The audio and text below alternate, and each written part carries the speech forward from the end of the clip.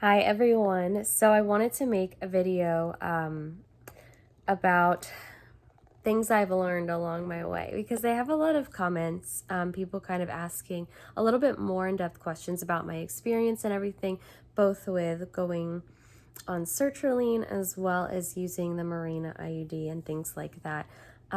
Because a whole lot of things can affect your mental health, from your environment to your growing up, your job, the relationships you maintain, those you don't maintain,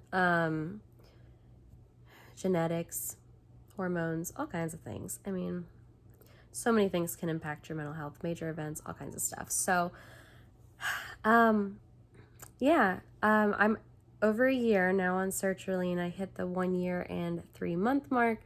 It's going really well. I love it. It's definitely for me at this point. And I'm on 50 milligrams. And of course, always talk to your doctor. This is just my experience.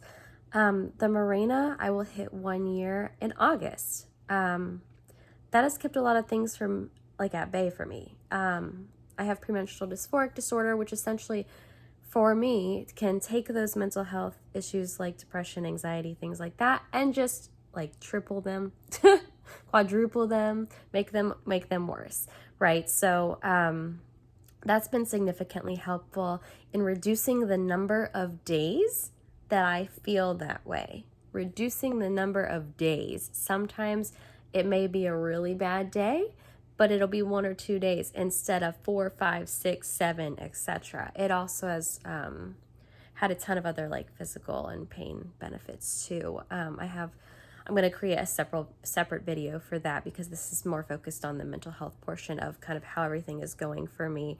But things I've learned along the way that I wanted to share is that patience is going to be the key to everything, and it's the hardest part.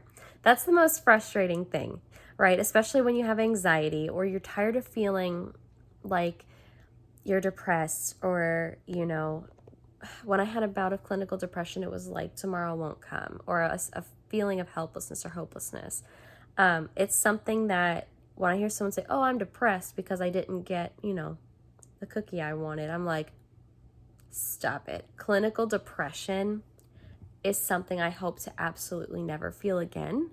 And I have the utmost empathy for those who have it and are trying to work through it or find their way to resolve it or lessen it. It's absolutely horrendous. It's the worst thing I've ever felt in my life.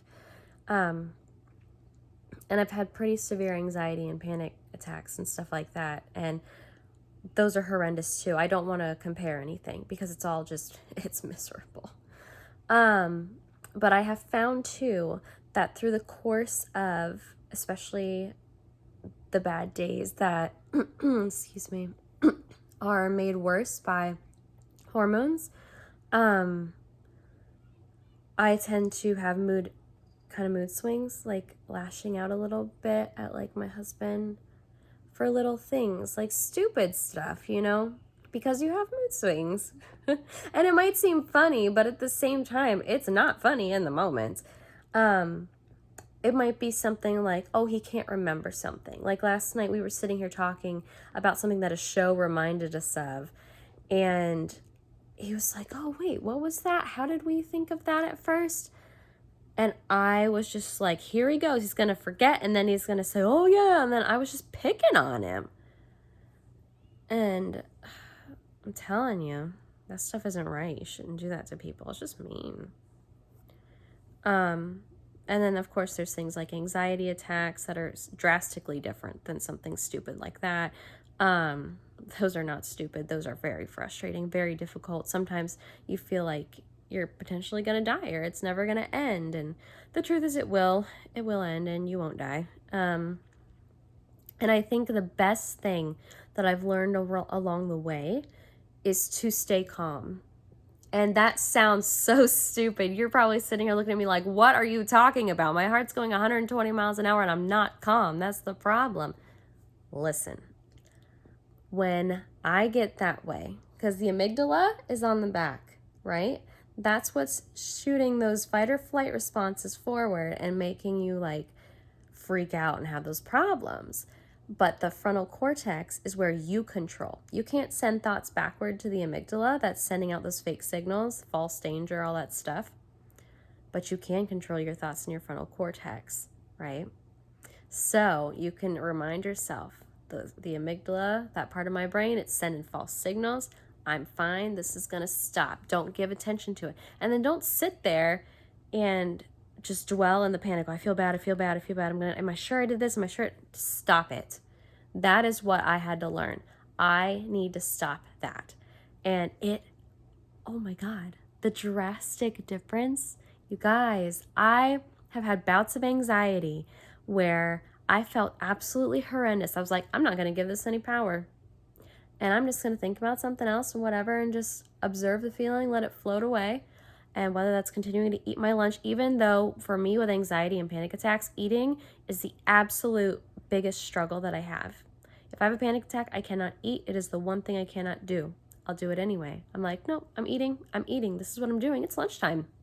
It's lunchtime. And you know what I'm going to do after lunch? I'm going to go back to work, and then I'm going to finish my work, and then I'm going to drive home, and it's going to be nice and sunny outside, or it's going to be cool and rainy, and I won't get a sunburn.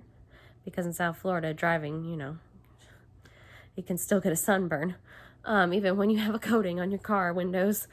But yeah, you really have to not feed it. That's what I've learned, whether it's anger, whether it's mood swings, whether it's anxiety, any of it. You can't feed it.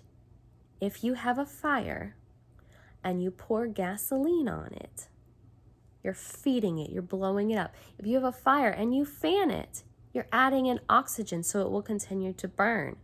Don't do that. It's like if you have any of these problems, the best advice that I have learned for myself and the things that I have found in my experience that work the best are to take care of yourself, make sure you incorporate that self-care, make sure that, you're doing what you need to do, especially if you're supposed to be taking medication. Again, this is something that I do because it works for me, and I consulted my physician, and that's what I would recommend for you. But yeah, don't feed the dragon that's trying to blow fire at everything. That's really what panic attacks and all that stuff is. It's miserable.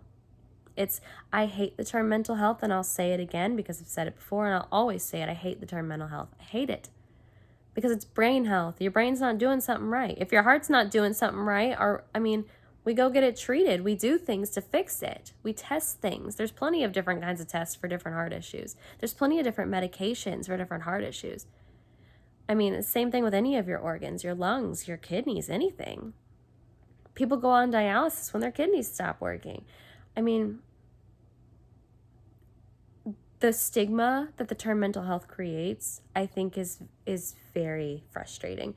And I don't want any of you to come here and feel like I'm telling you what to do or, just don't do this. Because the truth is it's a process and you have to work for it and you have to be patient and you have to remind yourself of this day in and day out, especially and particularly when it's happening.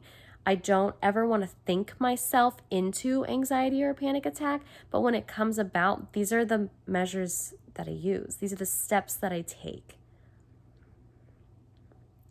And I've been thinking about doing a video about my PMS rants or PMDD rants and the stupid things that make me mad. Like I was trying to eat a candy bar yesterday, like a little tiny bite-sized mounds. I love those things. They're so good.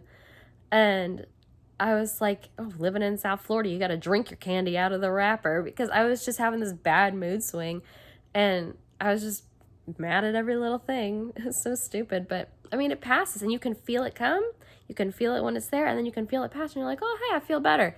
And you see, if I wouldn't have fed it and I wouldn't have complained and I wouldn't have added more air to the fire, it would have passed and I've been like, see, you felt better and nothing came of it. But instead, I went on a rant about mounds and candy and the sun and my husband forgetting stuff. It's ridiculous. So the best advice that I can give you, the things that I've learned, and of course this is only my experience and what works for me, is don't ever feed the fire, even if it seems difficult and even if you have to talk yourself through it, and just take some deep breaths. So good luck to you. If you found anything that you want to talk about or that works for you, definitely leave a comment and subscribe.